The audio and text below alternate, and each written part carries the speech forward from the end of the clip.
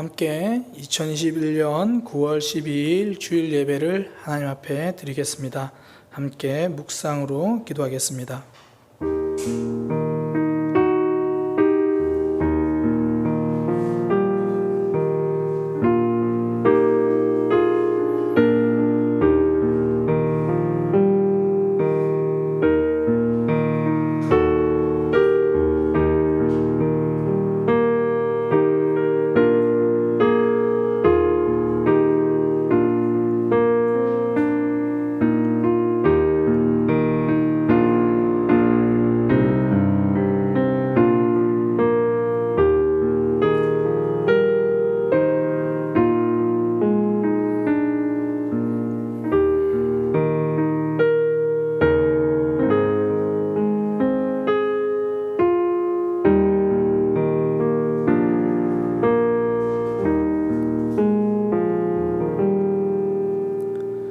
하나님, 주일을 허락하셔서 우리에게 예배할 수 있는 은혜를 주시니 감사합니다.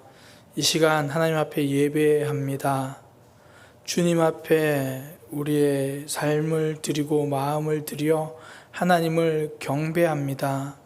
분주한 마음 내려놓고 하나님 앞에 서게 하시고 하나님 앞에 집중하는 시간 되도록 인도하여 주옵소서. 온전히 예배하는 시간 되게 하여 주옵소서. 예수님의 이름으로 기도드립니다. 아멘. 다 함께 사도신경으로 신앙 고백하겠습니다. 전능하사 천지를 만드신 하나님 아버지를 내가 믿사오며 그 외아들 우리 주 예수 그리스도를 믿사오니 이는 성령으로 잉태하사 동정녀 마리아에게 나시고 본디오 빌라도에게 고난을 받으사 십자가에 못 박혀 죽으시고 장사한 지 사흘 만에 죽은 자 가운데서 다시 살아나시며 하늘에 오르사 전능하신 하나님 우편에 앉아 계시다가 저리로서 산자와 죽은 자를 심판하러 오시리라. 성령을 믿사오며 거룩한 공회와 성도가 서로 교통하는 것과 죄를 사하여 주시는 것과 몸이 다시 사는 것과 영원히 사는 것을 믿사옵나이다. 아멘. 찬송가 369장입니다. 찬송가 369장입니다.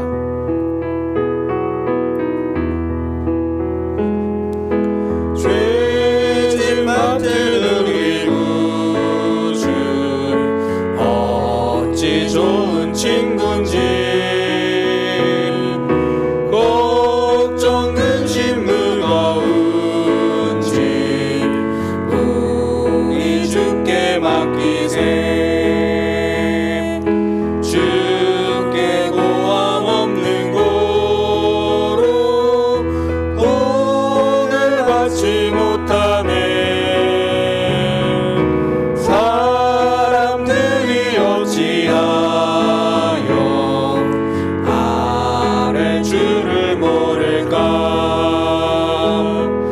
시험 걱정 모든 괴로움 없는 사람 누군가.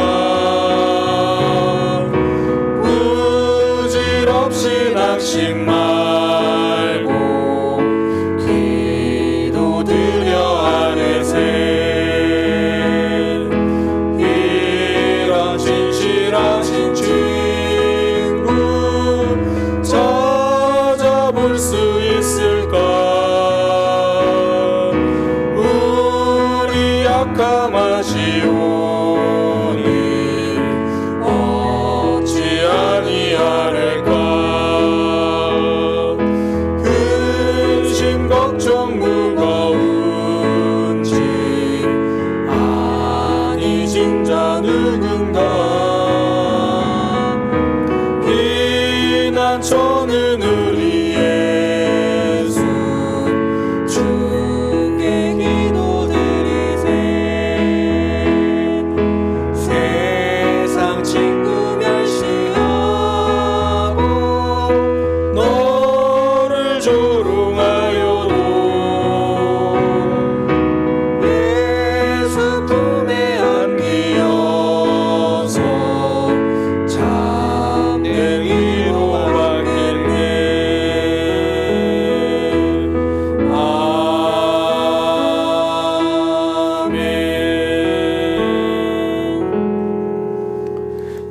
시간 우리를 대표해서 이재균 전도사님 대표 기도해 주시겠습니다.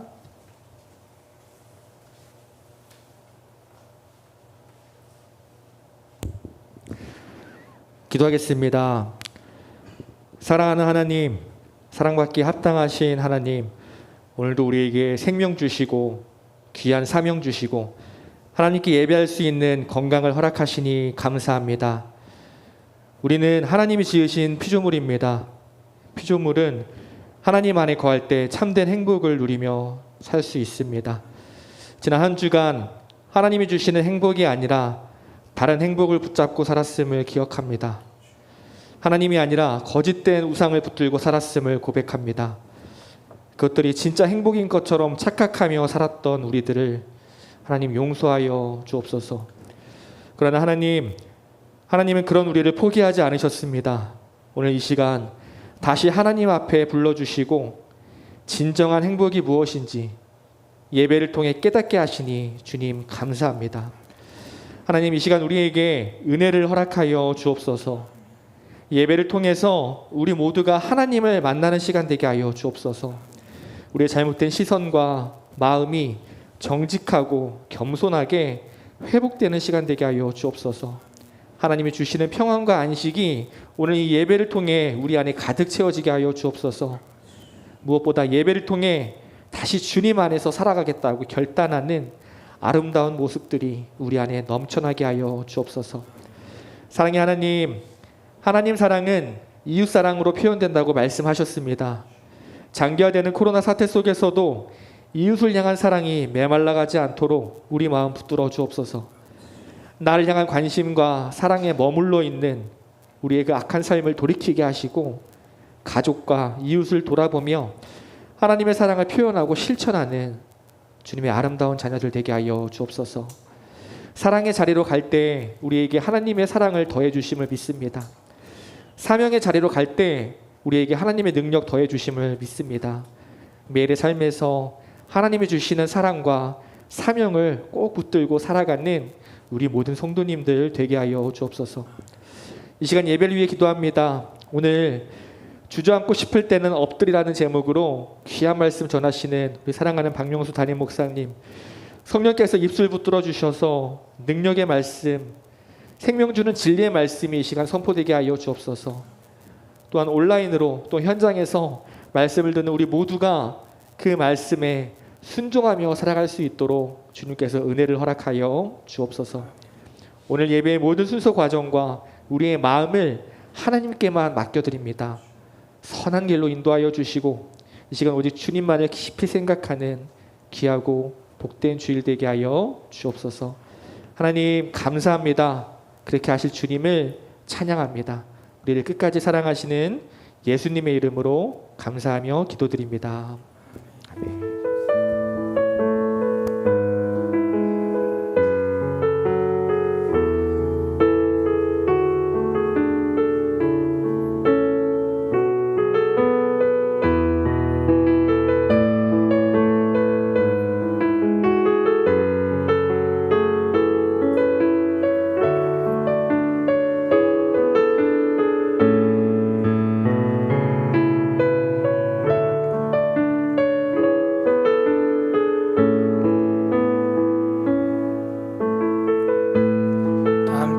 준비하신 예물 하나님 앞에 드리겠습니다.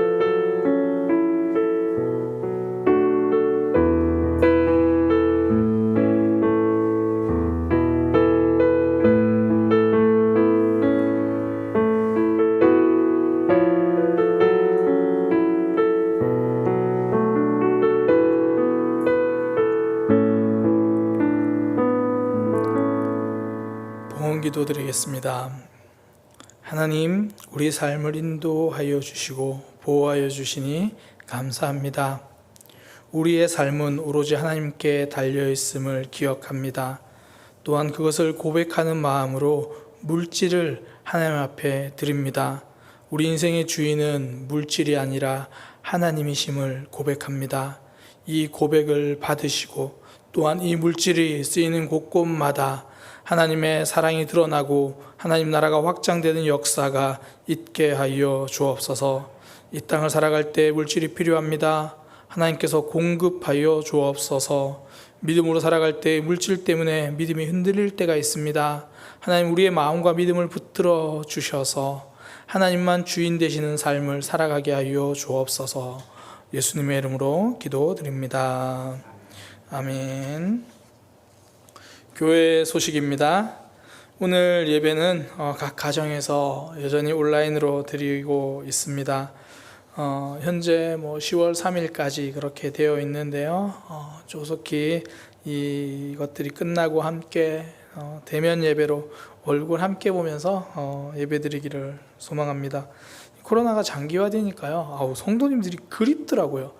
가끔씩 이런저런 일로 교회를 이렇게 지나가시는 분들이나 방문하시는 성도님들이 계시면 그냥 반가워요. 그래서 성도님들은 제 얼굴을 매주 보시지만 저는 성도님들 얼굴을 못 뵈서 참 그립습니다.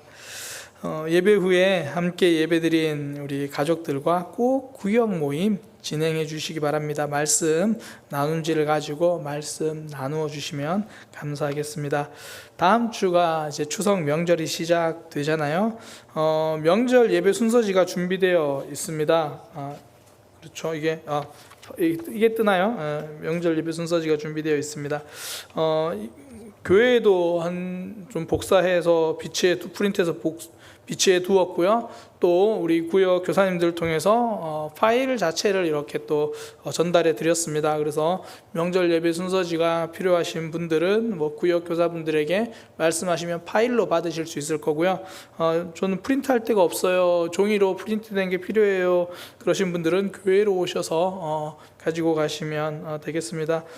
그래서 이번 주까지 이렇게 비치해 놓을 테니까요. 혹여나 교회 예배실 앞쪽에 있는 주보 두는 곳에 왔는데 없으면 전사님께 연락하시면 전사님이 이렇게 드릴 겁니다. 좀 넉넉하게 프린트해서 비치해 놓을 테니까요.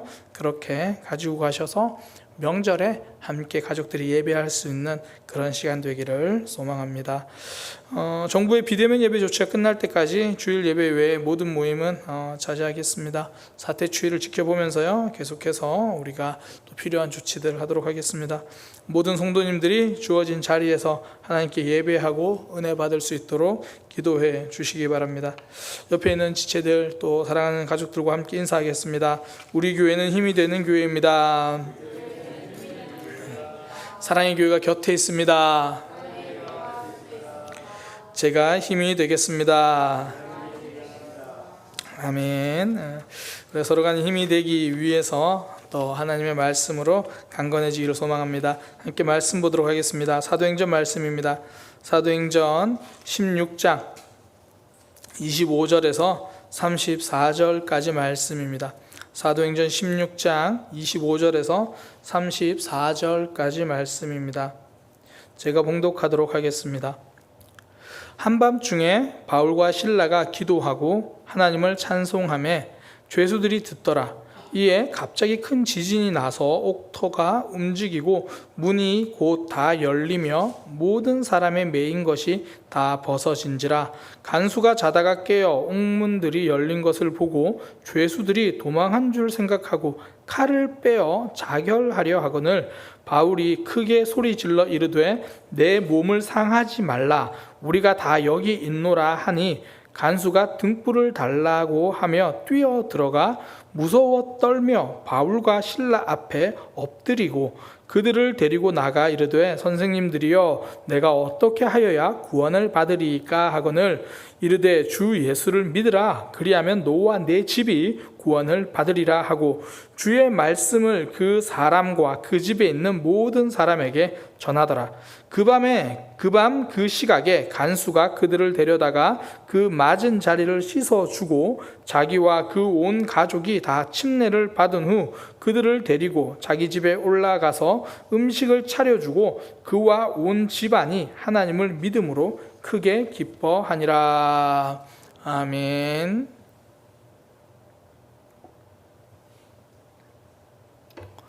사도행전 16장 25절에서 34절 말씀을 통해 주저앉고 싶을 때는 엎드리라 라는 제목으로 하나님 말씀 증거하도록 하겠습니다. 주저앉고 싶을 때는 그때 성도는 엎드리는 사람입니다. 영어에서 곤경에 선뜻 맞서다라는 뜻의 말이 grabs the nettle이라고 합니다. grabs가 잡다라는 뜻이고요. nettle이 쐐기풀입니다. 쐐기풀. 그래서 쐐기풀을 잡다 이 말이 영어에서는 고난이나 공경에 선뜻 맞서다 이런 뜻이 됩니다. 그 여름에 피는 이 꽃이 피는 쐐기풀은요, 이 줄기와 잎에 보면 연한 가시가 있어요. 그래서 살짝 건드리거나 스치고 긁히면 상처가 나고 따갑습니다. 그런데 실상은 그 가시가 그렇게 단단하지 않고 연한 가시거든요. 그래서 살짝 스치는 게 아니라 그냥 콱 잡으면 전혀 피해가 없습니다. 아무렇지 않은 거예요. 그래서 나온 말이 grabs the nettle, 그러니까 쐐기풀을 꽉 잡다. 나에게 찾아온 어려움, 가시 피하지 않고 그냥 꽉 잡으면 된다라는 거죠. 그래서 grabs the nettle, 공경에 선뜻 맞서다 이렇게 되는 거예요. 그러니까 쐐기풀의 그 작은 가시를 두려워하느라, 그 조심하고 피하느라 아름다운 숲에 들어가지 못하면 이거 얼마나 아쉬운 삶입니까? 사실 우리 삶에도 나를 힘들게 하는 가시가 있잖아요. 막 이렇게 잘 뭔가 가고 있는 내 삶을 가로막는 가시들이 있다고요. 그때 성도는요, 그 가시에 주저앉는 사람이 아니라 맞서는 거죠. 나를 아프게 하는 상황, 뭐 직장에서, 가정에서, 관계에서 여러 가지 상황 속에서 맞서는 사람입니다. 성도가 이 가시에 맞선다는 것, 어떤 것일까요? 성도는요, 주먹으로 맞서지 않습니다. 무릎으로 맞섭니다. 주먹으로 맞서지 않고 무릎으로 맞서는 것, 성도는 기도로 맞서는 사람입니다. 다른 교회 집사님 한 분이요, 이 SNS 페이스북에다가 글을 올렸어요. 그 초등학생인 아들의 말을 인용해서 이제 글을 썼는데요. 좀 설교 용어에 적합하지는 않지만 느낌을 살리기 위해서 제가 그대로 읽어드리면 그 글이 다음과 같아요. 우리 아들이 하는 말이 있다. 엄마, 싸움은 이기려고 하는 게 아니라 상대방 빡치게 하려고 하는 거야. 그러니까 싸움은 상대방을 이기려고 하는 게 아니라 화나게 하려고 하는 것. 그러니까 아이의 표현으로 빡치게 하려고 하는 것. 이제 그렇게 글을 쓰고 이어서 집사님이 이렇게 글을 쓰셨더라고요. 이 말이 사라지지 않고 원수의 머리에 숯불을 쌓으라는 말씀과 연결된다. 이 원수의 머리에 숯불을 쌓는다, 이 말이 잠언에 나와 있는 말씀인데요. 나를 힘들게 하는 사람들이 얼굴이 부끄러워질 만큼 잘해주는 그런 삶이 되어라, 이런 이야기거든요. 그래서 이 말이 사라지지 않고 원수의 머리에 숯불을 쌓으라는 말씀과 연결된다. 원수 이것들 걸리기만 해봐라. 내가 확 애정 표현을 해서 빡치게 만들 거야. 그러니까 힘으로 맞서지 않겠다는 말이죠. 사랑으로 이기겠다는 말입니다. 저는 이분의 표현이 이렇게 들려요. 하나님, 제 힘으로 이기려고 하지 않겠습니다. 하나님이 주시는 힘으로 이기겠습니다. 그래서 성도는요, 아픔을 만났을 때 기도로 맞서는 거예요. 이걸 가장 잘 보여주는 사람 중에 한 명이 히스기야 왕이잖아요. 아수르가 공격해 왔을 때 히스기야가 선택한 것은 하나님 앞에 엎드리는 거예요. 아수르 대군이 온 나라를 다 점령하고요, 남은 것은 수도 예루살렘밖에 없습니다. 절망이죠. 답답합니다. 이제 어떡하나. 나라가 풍전등화에 놓여 있습니다. 아무것도 할 수 없는 그 상황에 히스기야는 하나님께 엎드렸습니다. 내 힘이 없어서 엎드렸을까요? 하나님에게 힘이 있기 때문에 엎드린 거예요. 동일한 상황이에요. 히스기야의 아버지였던 아하스라는 왕은 전혀 다른 선택을 합니다. 엎드림보다는 몸부림을 선택해요. 이 아하스가 남유다 왕일 때요, 그때도 남유다가 나라가 공격을 당합니다. 그때는 북이스라엘과 아람이라고 하는 나라가 연합을 해서 동맹을 맺어서 남유다를 공격해요. 똑같이 어려움에 당했는데 그때 아하스의 선택은요, 다른 나라에게 도움을 요청합니다. 그리고 그 나라의 신을 받아들입니다. 히스기야와 아하스 똑같이 절망의 상황인데 아하스는 다른 곳에서 몸부림을 쳤고 히스기야는 하나님 앞에 엎드렸습니다. 성도는 삶의 고난을 엎드림으로 맞서는 사람입니다. 오늘 본문에 등장하는 바울과 실라도 감옥에 들어가서 한 일이 기도예요. 한밤중에 기도했다 이렇게 이야기하는데 이 내용으로 봐서는 매를 맞고 아마 쓰러져서 있다가 밤에 깨어난 거예요. 깨어나가지고 정신 차리고 그들이 한 일이 뭐냐면 기도와 찬송입니다. 감옥이라고 주저앉아 있는 것이 아니라 하나님 앞에 엎드렸습니다. 이후에 등장하는 간수도 마찬가지예요. 바울과 실라가 이제 기도하고 찬송을 하니까 성경에 보니까 지진이 났다 그래요. 지진이 나서 감옥 문이 열리고 심지어 죄수들을 묶고 있던 사슬도 다 끊어졌다고 합니다. 그런데 이제 간수는 밤에 잠을 자다가 뭐 땅이 흔들리니까 놀래서 깼겠죠. 놀래서 깨가지고 보니까 감옥 문이 열려 있는 거예요. 이게 잠이 화들짝 깨죠. 이 당시에는요, 죄수가 도망가면 간수가 그 책임을 다 져야 돼요. 목숨으로 책임을 다 하거든요. 대부분 고문당하거나 죽음입니다. 그래서 어쩔 수 없으니까 그냥 스스로 목숨을 끊자 이렇게 생각하고 죽으려고 해요. 그때 바울이 소리 지릅니다. 걱정하지 마라. 여기 한 사람도 안 나가고 그대로 있다. 그 말을 들은 간수가 바울과 실라에게 달려가서 엎드립니다. 내가 어떻게 해야 살 수 있겠습니까? 표면적으로는 바울과 실라에게 엎드렸죠. 그러나 그 일을 통해서 하나님과 연결되었잖아요. 모든 것을 포기해야 되나 그런 생각이 들었는데 살 길이 있다는 것을 알고는 엎드렸습니다. 주저앉아 있기보다 엎드리기를 선택한 거예요. 우리의 삶에도 주저앉고 싶을 때가 있습니다. 낙심되는 일이 있죠. 그때 성도는요, 주저앉고 싶을 때 엎드림을 선택합니다. 그럼 하나님께 엎드린다는 게 무엇입니까? 그냥 예배실 나와서 엎드리고 있으면 되나요? 그렇게 엎드리고 열심히 기도하는데 여전히 마음속에는 절망과 좌절이 있잖아요. 그럼 정말 하나님께 엎드린다는 건 무엇인가? 오늘 본문을 통해서 우리가 발견하는 게 뭐냐면 엎드린다는 건 내가 결론 내리지 않겠다라는 거예요. 내가 결론 내리지 않고 그 다음에 내가 결론 내리지 않았으니까 이제 하나님께 질문하는 것. 그게 하나님께 엎드리는 거예요. 먼저는 내가 결론 내리지 않겠다는 거죠. 바울과 실라는 감옥에 갇혀 있어도 포기하지 않아요. 기도하고 찬송하는 거죠. 감옥이 끝이라고 생각하지 않습니다. 몸은 감옥에 갇혔는데 믿음은 갇혀 있지 않아요. 고린도후서 4장 말씀이 생각나잖아요. 고린도후서 4장 8절. 우리가 사방으로 우겨쌈을 당하여도 쌓이지 아니하고 답답한 일을 당하여도 낙심하지 아니하며. 감옥이라서 사방은 막혔습니다. 그러나 하나님의 손길까지 막힌 것은 아니라는 것을 아는 거예요. 답답한 일을 당했습니다. 그러나 하나님까지 손 놓고 계시는 그런 절망은 아니라는 거죠.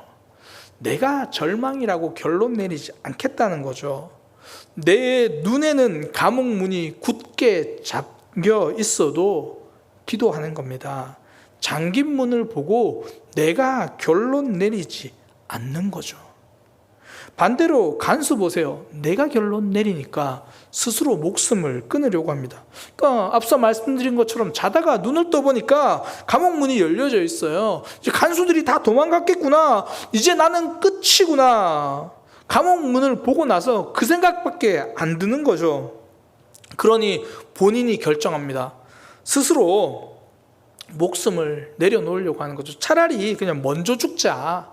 괜히 고문당하고 고생하고 죽는 것보다 빨리 죽고 말자. 그런 생각하는 거죠. 본인이 이미 결론을 내려버렸습니다. 그러니까 바울이 안 말렸으면 큰일 났을 거예요. 이게 단순히 체념하고 있는 정도가 아니거든요. 원문의 의미를 살려서 번역하면요, 그가 칼을 빼어 스스로 막 죽이려고 하던 그 찰나에 이런 의미예요. 그러니까 쉽게 말해서 조금 잔인한 얘기일 수 있는데 칼이 목으로 향하고 있는 바로 그 순간에 바울이 외치는 거예요. 너 그 손대지 마라. 아무것도 하지 마라. 그러니까 실상 간수는 이미 죽음을 선택했어요. 살 길이 있음에도 불구하고 죽음으로 결론 내려버렸다고요. 상황을 보고 내가 결론을 내리니까 답이 없는 거예요. 믿음 좋은 사람이란 다른 게 아니고요. 내가 결론 내리지 않는 사람이에요. 관계가 힘들어도 그냥 포기하기보다 기도하기를 선택하는 거죠. 뭐 부부 간에도 그렇고 뭐 가족끼리도 자꾸 섭섭한 이유가 무엇입니까? 내가 결론 내려서 그래요. 남편이 나에게 왜 이럴까? 아내가 나에게 왜 이럴까? 우리 아들이, 우리 엄마가 왜 이럴까? 내가 그 상황에 결론을 내리고 상대방에 대한 생각을 내가 결론 내리니까 관계의 길이 보이지 않는 거죠. 인도에는요, 죽기 위해서 떠나는 여행이 있습니다. 이 겐지스 강으로 가는 여행이거든요. 인도 사람들은 자신의 삶의 마지막이 다가왔다는 생각이 들면 겐지스 강으로 갑니다. 그러니까 겐지스 강 그 강물에다가 목욕을 하고 나면 모든 죄가 용서받을 수 있다라고 믿거든요. 또 무엇보다 자신이 죽은 뒤에 자신을 화장해서 그 뼈가루를 겐지스 강물에 뿌려지게 된다면 다음 생에는 더 좋은 모습으로 태어날 수 있다고 그렇게 믿습니다. 그래서 어떤 이들은 자동차를 몰고 가고 어떤 이들은 버스를 타고, 그렇게 버스나 자동차를 탈 돈이 없는 이들은 오랜 시간 걸어서 겐지스 강으로 가는 거예요. 마지막 남은 힘을 죽음을 위해서 길을 떠나는 겁니다. 근데 앞서 말씀드린 것처럼 그 의미를 알고 나면 그 길이 조금 달라 보여요. 죽기 위해서 가는 길이 아니죠. 다음 생에는 좋은 모습으로 살아보기 위해서죠.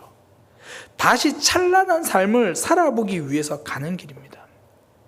그 길을 떠나는 사람들 중에는 하리잔이라는 사람들도 있습니다. 흔히 우리가 한 번쯤 들어보셨을 건데요. 불가촉 천민이라고 하는 사람들. 그러니까 평생에 살면서 사람 대접 못 받아보고 살아간 사람들. 옛날 우리나라 백정, 그보다 더 못했던 그런 사람들.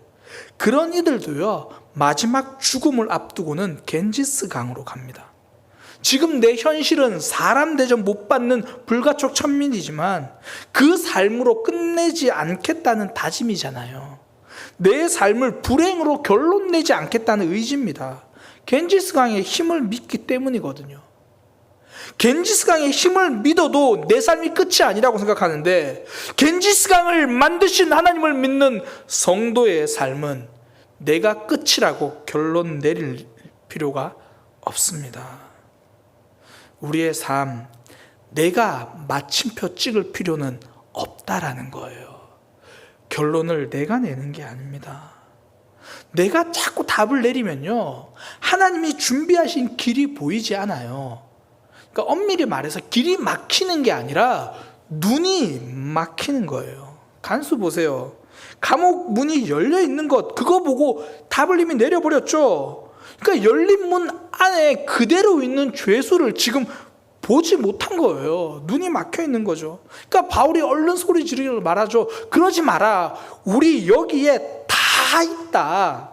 한 사람도 도망가지 않았다. 그러니까 바울과 실라만 도망 안 간 게 아니라 한 사람도 빠짐없이 그대로 있다. 그렇게 말합니다. 그러니까 다른 죄수들은 바울과 실라가 일으킨 기적을 보고 바울과 실라 눈치만 보고 있었겠죠. 어떻게 해야 되나? 그래서 도망 안 갔고, 바울과 실라는 그렇게 도망치듯 나갈 생각이 없는 거죠. 그러니까 감옥 문이 열렸는데 아무도 나가지 않은 그 상황. 그러니까 간수는요, 처음부터 죽을 이유가 없는 거예요. 단지 내가 결론 내려버리니까 그것을 보지 못하죠. 눈이 막히는 겁니다. 장사를 잘하는 사람들을 보면 저는 그렇게 생각해요. 아, 저 사람 눈이 정말 좋구나. 남들이 보기에 어렵다 그러는데도요, 그런 사람, 장사 잘하는 사람들은 기가 막히게 또 틈새 시장을 공략해요. 그 길이 없는 게 아니라 다른 사람들은 그런 길을 보지 못하는 거죠.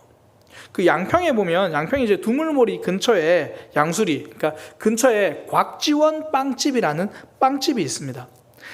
곽지원 그분이 이제 서울에서 굉장히 크게 빵 장사를 하다가 양수리 쪽으로 옮겨요. 그러니까 사람들은 전부 장사를 잘하려면 서울에 가야 된다, 사람 많은 곳에 가야 된다, 목 좋은 곳 가야 된다, 그렇게 생각을 하잖아요. 근데 곽지원 씨는 반대로 생각한 거예요. 앞으로는 자동차 문화가 발달할 테니 좋은 제품을 만들고 있으면 외곽으로 반드시 사람들이 찾아온다. 또 하나, SNS와 매스컴이 점점 발전하기 때문에 어디에서 장사를 해도 손님에게는 알려질 거다. 사실 우리가 이거 지금은 누구나 알고 있는 이야기죠. 그런데 이 사람은 2006년도에 한 15년 전에 옮긴 거예요. 이렇게 결정하고 옮겼습니다. 그러니까 남들은 높은 임대료 때문에 어렵고 경쟁 때문에 어렵고 길이 없다고 생각하는데 새로운 길을 보는 눈이 있으니까요. 그 눈이 열리니까 삶이 열리는 거예요. 우리가 하나님께 엎드리기보다 내가 답을 내리면 자꾸 길이, 그러니까 눈이 막히는 거예요. 엠마오로 가던 두 제자가 그랬잖아요. 예루살렘까지 예수님 쫓아서 열심히 왔어요. 뭔가 좀 달라질 거라고 기대하고 있었습니다. 그런데 예수님이 예루살렘에서 돌아가시니까 그들의 삶에 절망이죠. 그래서 제자들이 다 뿔뿔이 흩어지는 사람들이 굉장히 많았거든요. 그러니까 엠마오로 가던 두 제자도 그런 사람 중에 한 명이죠. 예수님이 돌아가셨으니까 이제 끝났다, 그리고 예루살렘을 떠납니다. 떠나서 가는 길에 예수님이 찾아오세요. 그러니까 두 명이 길을 가고 있는데 예수님이 함께 오시는 거예요. 그러면서 예수님과 이런저런 이야기를 하는데, 문제가 뭐냐면 이 두 사람은, 이 함께 온 한 사람이 예수님 걸 못 알아봐요. 분명히 예루살렘까지 예수님 쫓아왔던 사람들인데 정작 지금 예수님이 오시니까 못 알아봐요. 왜 그렇습니까? 내 마음에 예수님은 돌아가신 거라고 결론을 내려서 그래요. 내 마음속에 예수님 돌아가셨다고 결론을 내리니까 눈이 막혔어요. 예수님 곁에 계셔도 그분이 예수님인 걸 알아보지 못합니다. 내가 내린 결론 때문에 하나님의 역사, 하나님의 기적을 보지 못하는 거죠. 우리가 전도 보통 하려고 할 때 생각하면 보통 내가 먼저 결론을 내리잖아요. 아, 저 사람은 안 될 거야. 지금 내 상황에서 전도하긴 힘들어. 이제 뭐 직장 생활 1년 됐는데, 2년 됐는데. 아니, 어떤 사람은 내가 직장 생활 10년 하면서 저 사람 지켜봤는데 이제 와서 무슨 복음을 전해. 어떤 사람은 직장 생활 한지 너무 짧아서 복음을 못 전하겠다 그러고, 어떤 사람은 직장 생활 한지 너무 오래돼가지고 이제 복음을 못 전하겠다 그러고. 내가 결론을 내리니까 전도의 길이 안 보입니다. 뭐 꼬여있는 관계들도 마찬가지죠. 내가 생각해보면 답이 없어요. 어떻게 풀어가야 하나 자신이 없습니다. 그러나 기억하시기 바랍니다. 하나님께 엎드리기 전에는 끝난 게 아닙니다. 우리가 하나님께 엎드릴 수 있다면 내가 답을 내리지 않아도 됩니다. 박노해 시인이 이런 글을 썼어요. 알려지지 않았다고 존재하지 않는 것은 아니다. 드러나지 않는다고 위대하지 않은 것은 아니다. 하나님의 역사가 전 그렇다고 생각해요. 지금 내 눈에 보이지 않는다고 없는 것이 아니다. 지금 변화가 일어나지 않는다고 하나님의 힘이 약한 것은 아니다. 성도가 하나님께 엎드린다는 것은 내가 결론 내지 않겠다라는 거예요. 그때 하나님이 열어주신 길이 보여요. 눈이 열리는 겁니다. 그러니까 하나님께 엎드린다는 건 내가 결론 내지 않고 기도하는 거예요. 내가 결론 내지 않으니까 두 번째 따라오는 게 하나님께 질문하는 거죠. 내가 결론 내지 않고요, 하나님에게 질문합니다. 그러니까 바울이 간수에게 우리 다 그대로 있다 이야기를 하니까 간수가 그제야 자신의 결론이 틀렸다는 것을 알게 됩니다. 그리고 선택한 게 그 손에 들고 있던 칼을 버리고요, 등불을 찾아서 감옥 안을 비춰보기 시작합니다. 칼을 버리고 빛을 찾은 거예요. 그리고 질문합니다. 내가 어떻게 해야 구원을 받을 수 있습니까? 물론 여기서 말하는 구원이 꼭 영혼의 구원을 말하는 건 아니었죠. 바울과 실라가 도망가면 자신이 죽으니까 이제 어떻게 해야 내가 살 수 있겠습니까? 자신의 목숨줄이 바울과 실라에게 달려있다고 생각하는 거예요. 그래서 질문합니다. 어떻게 해야 살 길이 열리겠습니까? 답을 내리던 삶이 질문하는 삶으로 바뀐 거죠.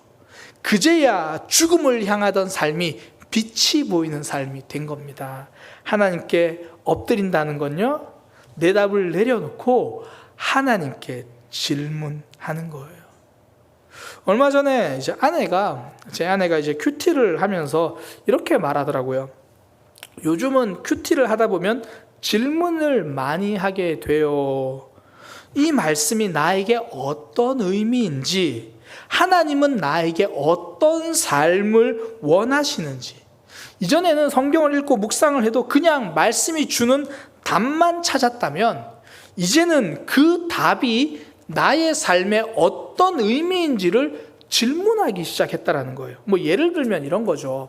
다윗과 골리앗의 사건을 묵상했는데, 이전 같으면 하나님을 의지하면 승리한다, 이렇게 답만 알고 끝냈다면 이제는 질문을 하는 거예요. 그러면 내가 하나님을 의지한다는 것은 무엇이지? 내가 하나님을 의지하지 못하고 있는 모습은 무엇이지? 이 질문을 자꾸 해본다는 거죠. 그러면 내 삶에서 나를 두렵게 하는, 나를 가로막는 골리앗은 도대체 무엇일까? 단순한 어려움일까? 문제일까? 혹시 나 자신이 골리앗은 아닐까?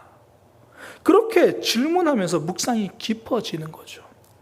말씀이 그냥 누구나 말하는 정답으로 끝나지 않고 내 삶을 이끌어가는 나의 답이 되는 겁니다. 전도사님도 그런 말씀을 하시더라고요. 목사님, 큐티가 원래 콰이어트 타임, 조용한 시간, 그렇게만 알고 있었는데 묵상할수록 큐티는 콰이어트 타임이 아니라 퀘스천 타임, 질문하는 시간이더라고요. 그러니까 묵상은 가만히 있는 것이 아닙니다. 하나님에게 질문하는 것입니다. 말씀을 듣고 질문하고 삶을 보고 질문하죠. 하나님께 질문하면 삶의 길이 보입니다.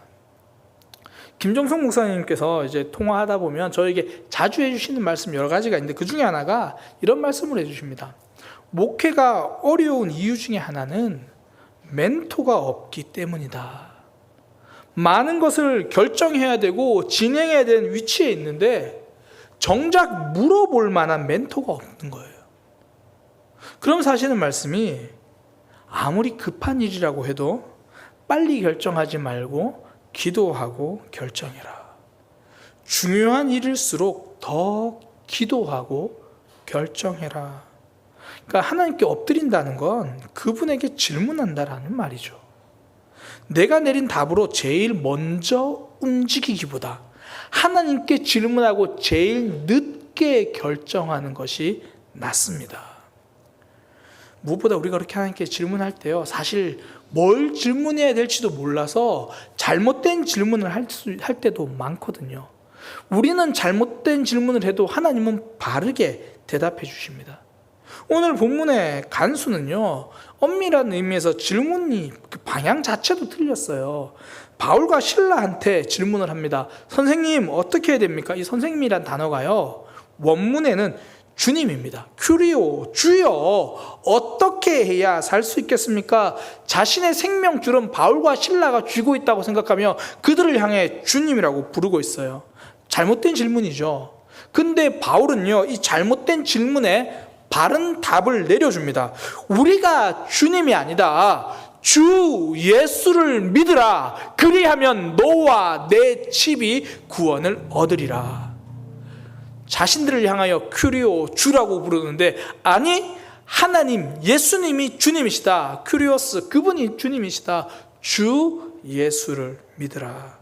간수는 잘못된 질문을 했지만 결국 바른 답을 찾았습니다. 우리가 기도할 때 늘 바른 기도만 하는 것은 아니잖아요.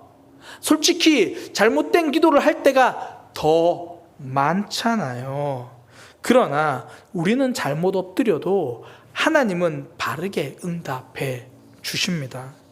어떤 집사님이 이제 아들 때문에 고민이 많아요. 아들이 이제 군대를 가서 제대하고 나면, 제대할 때가 다 되니까 그렇게 이야기를 하는 거죠. 제대하고 나서 문신을 하겠다. 그러면서 문신 그림을 보여주는데 해골 바가지가 엄청 크게 있는 거예요. 팔뚝에다가 그 문신을 하겠다. 근데 그 엄마 마음이 그렇잖아요. 문신 한번 하면 지우기 어려우니까 쭉 설명을 하고 그러는데 이 아들은 듣지 않는 거죠. 계속 말리면 또 아들이 싫어할까 봐.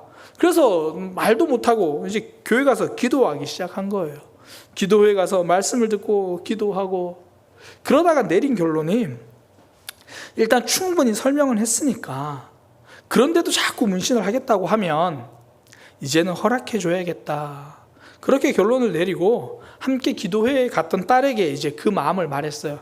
그래, 그냥 충분히 말했는데 이제는 그래도 본인이 하겠다고 하면 어쩌겠어, 허락해 줘야지. 그 말을 들은 딸이 이렇게 말하더라고요. 엄마, 하나님의 응답은 하준이의 마음이 변하는 게 아니라 엄마의 마음이 바뀌는 거였네. 우리는 항상 아들이 내 말을 따라주기를 기도하거든요. 아들의 마음이 바뀌기를 기도해요. 하나님은 우리가 넉넉한 마음을 가지게 되기를 원하십니다. 하나님을 기대하면서 다른 사람을 기다려줄 줄 아는 사람이 되기를 원하시는 거죠.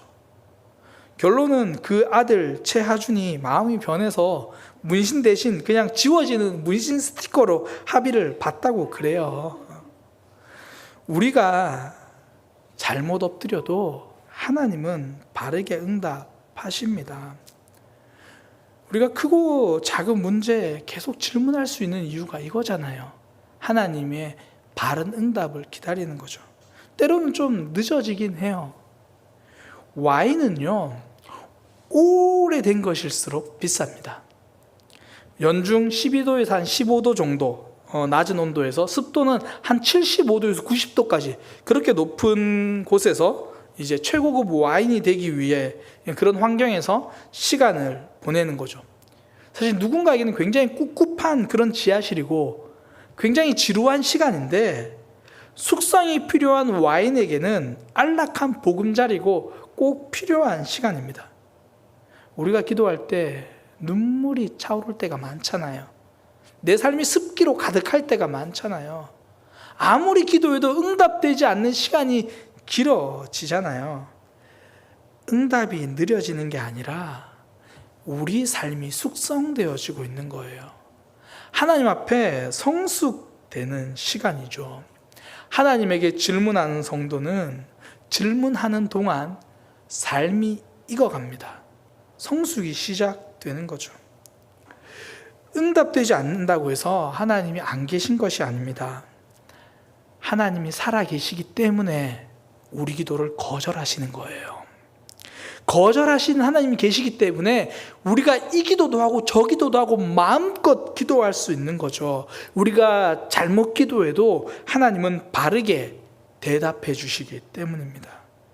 우리의 한계를 만났을 때, 어려움 만났을 때 좌절하지 말고 하나님에게 질문하는 것, 그것이 하나님께 엎드리는 겁니다.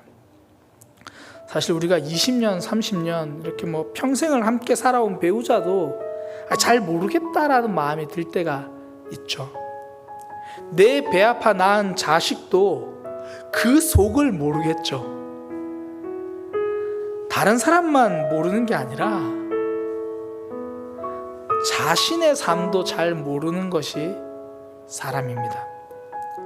그래서 성도는요, 내가 결론 내리지 않습니다. 하나님에게 질문합니다. 나를 가장 잘 아시는 그분에게 질문하고 그분 앞에 엎드립니다. 살다 보면 주저앉고 싶을 때가 많습니다. 숨고 싶을 때가 있습니다. 그때 하나님 앞에 엎드리는 삶이 되기를 소망합니다. 성도는 주저앉고 싶을 때 하나님께 엎드리는 사람입니다. 우리 그런 마음으로 찬양하기 원합니다. 나를 가장 잘 아는 하나님, 그 하나님만 붙들겠습니다. 나를 지으신 하나님, 하나님은 나를 만드신 분.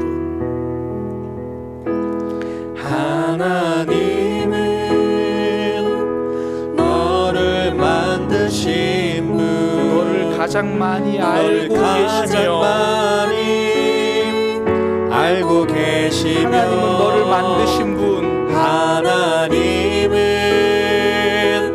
너를 만드신 너를 분, 가장 깊이 너를 가장 깊이 이해하신다. 한 번 더 고백합니다. 하나님은 너를 만드신 분. 하나님은 너를 만드신 분. 너를 만드신 우리의 삶을 가장 많이 알고 너를 계십니다. 가장 많이 알고 계시며, 하나님은 우리의 삶을 지켜보십니다. 하나님은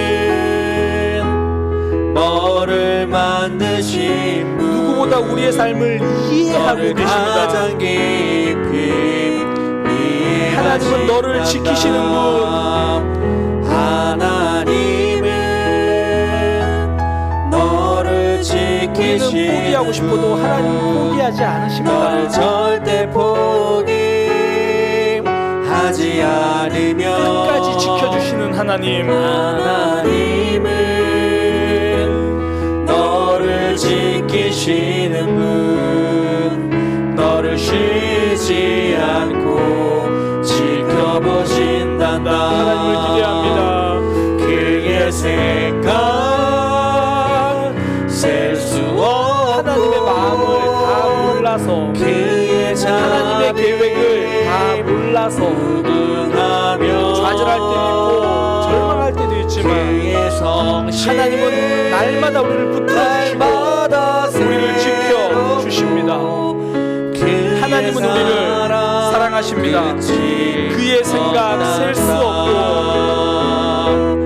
그의 생각 셀 수 없고, 그의 자비 무능하며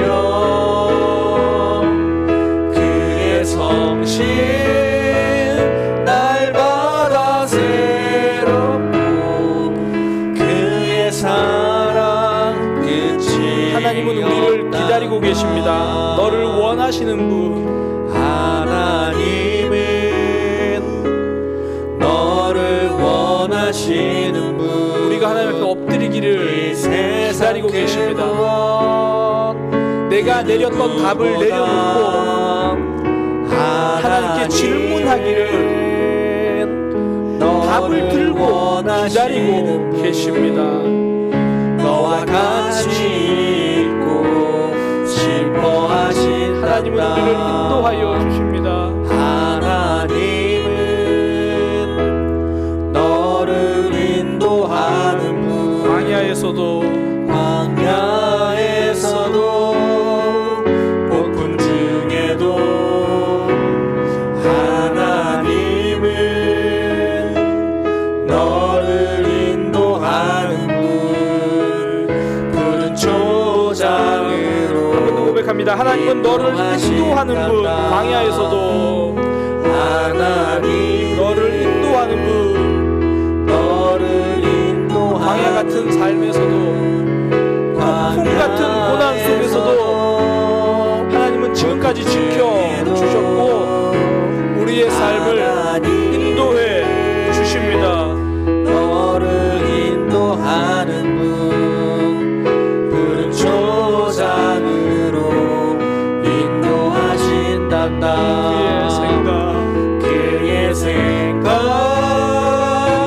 셀 수 없고, 그의 자비 무궁하며 그의 성실 날마다 새롭고, 그의 사랑 끝이 그의 생각 셀 수 없고, 그의 하나님은 지금도 여러분을 향한 계획을 가지고 계십니다. 지금도 우리를 향한 사랑을 가지고 계십니다. 지금 이 순간에도 우리가 엎드리면 대답하시고 붙들어 주시기를 작정하시고 기다리고 계십니다. 하나님은 여전히 우리를 사랑하고 계십니다. 우리 시간 함께 기도하기 원합니다. 하나님, 내 사정은 아무도 몰라요. 내 마음은 아무도 몰라요. 그런데 하나님 이렇게 말씀하십니다. 내가 너를 만들었다. 아무도 몰라도 나는 알고 있다. 혼자 흘리는 눈물, 삼키는 아픔들 나는 보고 있다. 네가 내린 답을 내려놓고 나에게 질문하면 내가 대답하겠다. 아들아 사랑한다. 딸아 사랑한다. 우리가 엎드릴 때 하나님 말씀해 주실 거예요. 이 시간 하나님, 내가 그동안 내리고 있었던 답들을 좀 내려놓을 수 있게 하여 주세요. 내 생각으로 살아가지 않게 원합니다. 하나님, 지금까지 내 생각으로 살았습니다. 주님, 내 생각을 내려놓게 해주세요. 그렇게 기도하고요. 하나님 앞에 질문할 수 있는 용기를 주세요. 그렇게 기도하겠습니다. 함께 기도하겠습니다. 하나님, 내 생각을 내려놓기 원합니다. 하나님, 내 생각을 내려놓기를 원합니다. 나를 가장 잘 아시는 그분 앞에 내 삶을 맡기길 원합니다. 주님, 항상 사람과의 관계에서도 내가 답을 내려버렸고,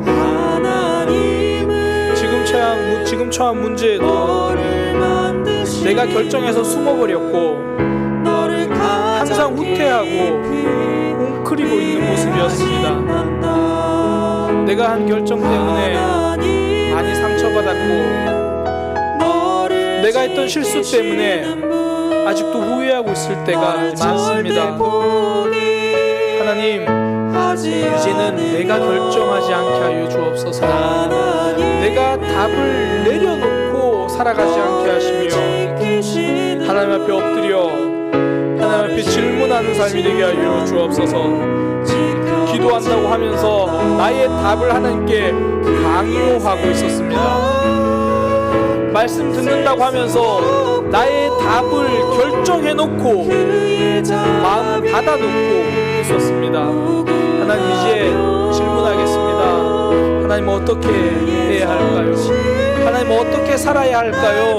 하나님, 어떻게 사랑해야 할까요? 하나님, 어떻게 믿어야 할까요? 주님, 인도하여 주옵소서. 주님, 우리의 삶 속에서 하나님을 향해 질문하고 하나님을 기대하며 하나님을 바라보며 나아가기 원합니다.